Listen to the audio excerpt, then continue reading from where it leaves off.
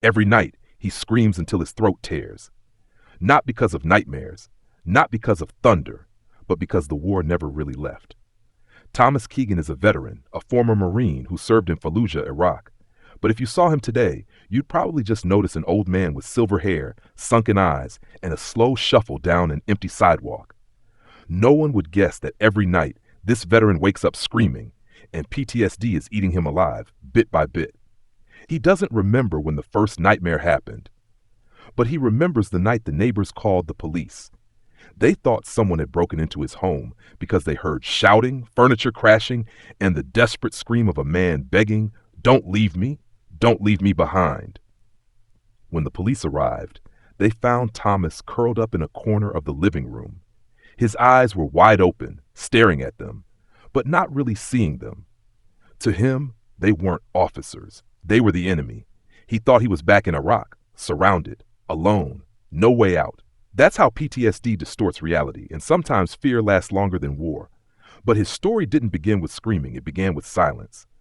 When he came home from Iraq in 2006, there was no parade, no flag, no applause, just him, a dusty backpack, and a mind full of cracks. He tried to live like a regular man, worked night shifts, avoided crowds, stayed quiet. But veteran mental health can't heal in silence. A small noise could make him jump. A revving engine could send him diving under a table. He used to have a family, a wife, 2 kids, but PTSD doesn't just kill memories, it kills marriages too. His wife couldn't bear living with a man who woke up screaming the names of the dead. She left. His children grew up distant from their father. Thomas knew PTSD doesn't just destroy veterans, it destroys the people who love them. He spoke of Iraq only once. It was during a group therapy session for vets. The facilitator asked, "What memory haunts you the most?" Thomas was silent for a long time. Then he said, "It was in Fallujah. Dust everywhere. We entered a house. There was a baby crying. The guy behind me stepped on an IED. I turned around, and he had only one arm left. No one said a word." The facilitator nodded softly, thanked him for sharing. But Thomas never came back. Because for him, saying it out loud made it too real. Veteran nightmares aren't like normal dreams. They drag you back to the place you've spent your whole life trying to escape. Many nights, Thomas woke up under the dining table, gripping a knife he didn't remember grabbing. Some nights he wandered into the park at 2 a.m., convinced he heard a helicopter.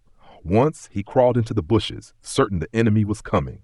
He wasn't crazy, just a veteran, shattered by PTSD, day by day, hour by hour. The only person who wasn't afraid of him was Betty, his 76-year-old neighbor, a widow with 2 cats. When she heard him screaming, she didn't call the cops. She brought over a hot cup of tea and told him about her late husband, a WU soldier who used to wake up screaming too. "My husband once said," she told Thomas, "that being heard was the only thing that kept him from losing his mind." From then on, if Thomas's lights weren't on by 9 p.m., she'd knock on his door. Their friendship was strange, but strong. They didn't talk much. Sometimes they just sat together, staring at the streetlights. One night, Thomas asked, "Aren't you scared of me?" She smiled and said, "I once loved a soldier. You're not scary. You just need someone who'll listen." But kindness doesn't cure PTSD. One night, Thomas slammed his head against the wall while sleepwalking. When he woke up, his sleeve was soaked in blood. He looked in the mirror and didn't recognize the man staring back. He wrote a note, "I'm tired, I'm sorry." He left it on the table and was about to walk out the door. But then, a knock. It was Betty. She had sensed something was wrong when she didn't see his lights. When she came in and read the note, she didn't say anything. She just held his hand and whispered, "If you leave, who's going to tell me those stories?"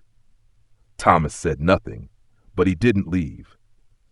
The next morning, he walked into the Veteran Support Center, not because he thought he'd be cured, but because he thought, maybe I can try to live one more day.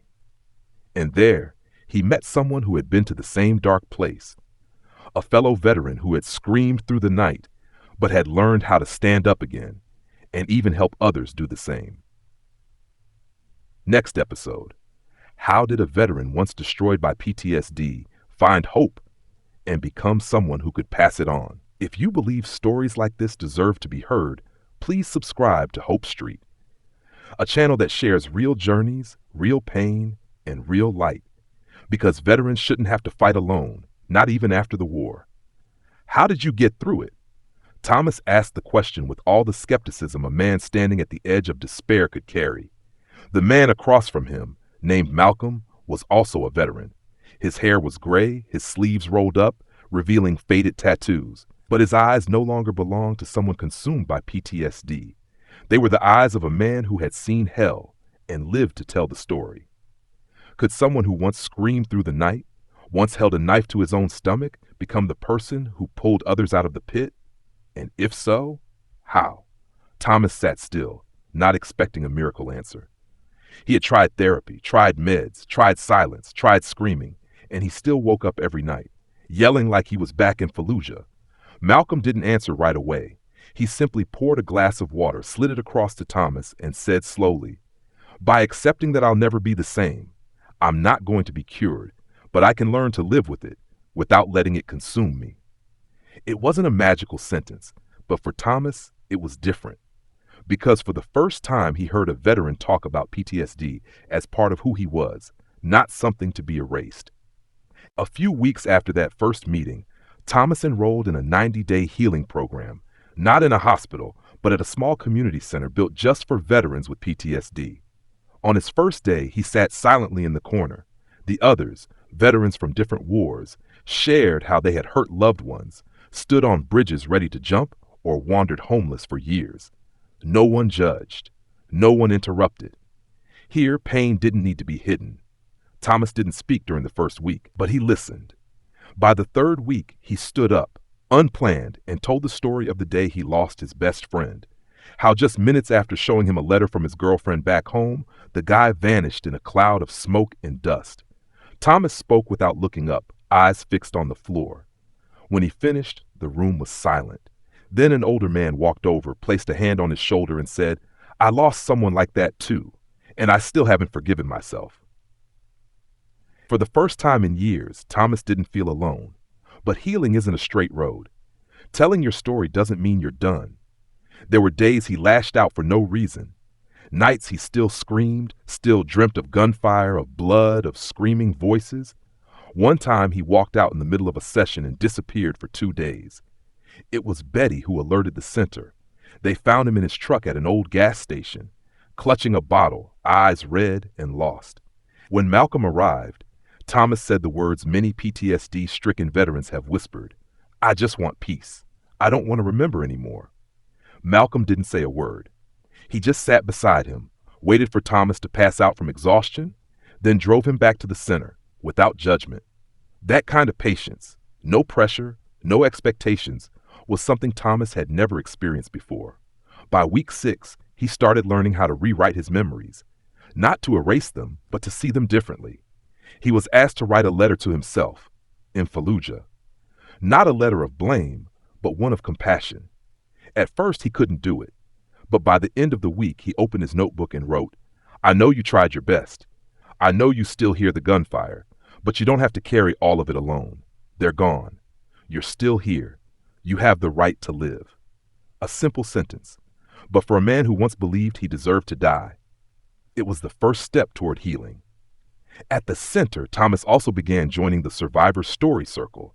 Every Thursday night, veterans sat around a fire and told small stories, not just about war, but about life, a mother's home-cooked meal, their first crush, a dog named Bullet they raised on base. In the glow of firelight, PTSD didn't disappear, but it softened. Because when you're truly heard, fear becomes a memory, not your present. One night, after a circle, Thomas picked up an old guitar. He used to play before the war, but combat had stolen that part of him. This time, he strummed a few chords, then quietly sang Simple Man. The others sat in silence, listening, and when he finished, one man clapped, then another, then the whole group, not because he sang well, but because he dared to sing at all. In that moment, the veteran who once screamed into the darkness found his voice. No one pretended PTSD was gone for good. But Thomas had begun looking in the mirror without fear. He still had a long road ahead, but now he had a reason to keep walking. What happens when someone who couldn't save himself is given the chance to save others?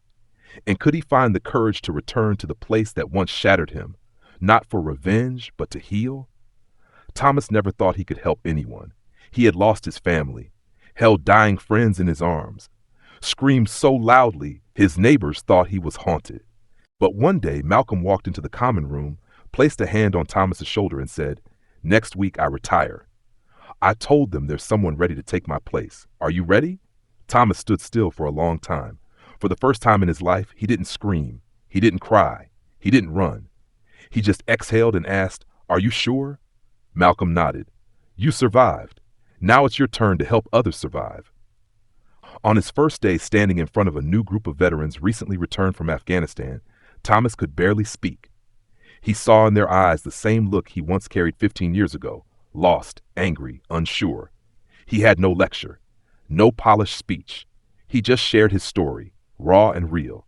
The midnight screams, the letter to his younger self, the old neighbor who saved his life with a cup of tea. And he said one thing: war doesn't end when we leave the battlefield. It just changes its address from the desert to our minds. But I'm here to tell you, you are not alone. A young man sitting in the back, his name was Nate, stared at him, unblinking. After the session, Nate walked up and whispered, "I left a letter too, just yesterday." Thomas nodded. Then he hugged him. No words needed. From that day on, Thomas was no longer the one who needed saving. He became a keeper of the flame, a small light, but bright enough to keep someone out there from losing their way. Together with Nate and a few other veterans, he started a group called Midnight Watch, a late-night hotline for veterans in crisis, those battling panic attacks or suicidal thoughts. They didn't promise to fix everything. They simply said, "I'm here, I'll listen," and sometimes that's enough. One cold winter night, while Thomas was making rounds at the center, he heard the soft strumming of a guitar from the common room. Nate was playing the same song Thomas had once sung, "Simple Man." Thomas stood quietly outside the door, heart swelling. This was what healing really looked like, not the absence of pain, but turning it into a bridge between the broken. The next month, Thomas returned to Fallujah, not with a weapon, but with a promise.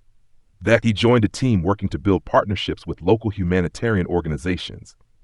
He stood on the very soil where he'd once a friend, lost his grip on reality, nearly lost his life. But this time, he didn't tremble. He brought a small box with him.